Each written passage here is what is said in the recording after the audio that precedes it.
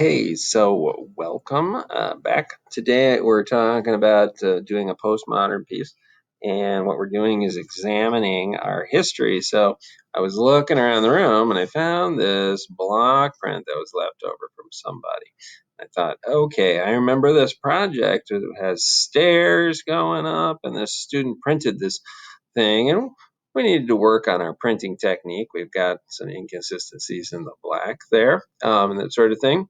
But what if we use this as an example? So I took a picture of it so that I didn't do anything to this student's piece and printed that picture out.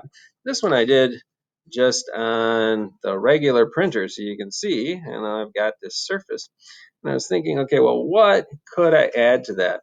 And if you remember, we did the skeleton drawing. So I pulled out my subject matter from my skeleton drawing, and I remember doing a demo on this, and I thought, okay, what if I incorporated something like that? And looking back at this, I thought, okay, I've got a nice diagonal here that I'm using, and this whole thing is on a diagonal, so maybe I could work that in.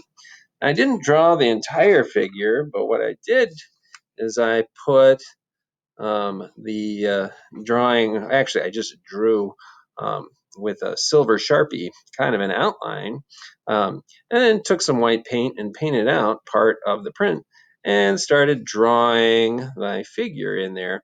And it came pretty easy because I had drawn it before. Now it doesn't look exactly like the original drawing that I did, but that's okay because this is a new piece of artwork. So now I got to add in another element. So I went to the space drawing, and you remember me doing this demo. So I was drawing the cup and then trying to get that sense of space in there. So I thought, okay, this cup is something that I could draw again. So I came back and I drew the cup in there, but instead of drawing it right side up, I drew it upside down. So now I've got three layers in here. I've got the print, I've got this skeleton drawing, and I've got this cup, I've got another cup. So now I have to look at this and decide, okay, what's working and what's not working. I like this kind of diamond pattern going on in here, but there were some areas where things were blending together. So notice how I put a little bit of shading in here to make the cup pop out a little bit more. Same above, I did a little shading behind so that it feels like it's floating in front of that. But I still have some things that I'm not crazy about.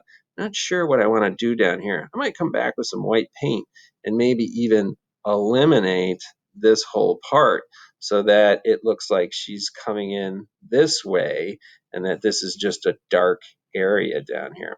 I like very much that her hand is out and that the cup is floating above it. I actually did that intentionally.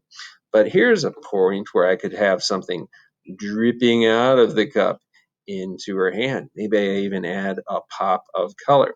But you get the idea. I start with something, just start layering things, maybe without thinking about it. And now is the time where I start to think, okay, what does this mean? You know, I've got these elements working, but how are they working together? Do I need another color in here? I've got brown, black, and white, essentially. If I did a brown coming out of here, I wouldn't have to change much. If I did a red or a green, then I might have to come in and get some red or green going someplace else. So what this piece is going to end up looking like, I don't know. And that's part of the idea, is that I have to respond to the piece. I've built up some things here, and now I have to figure out how I'm going to resolve this piece.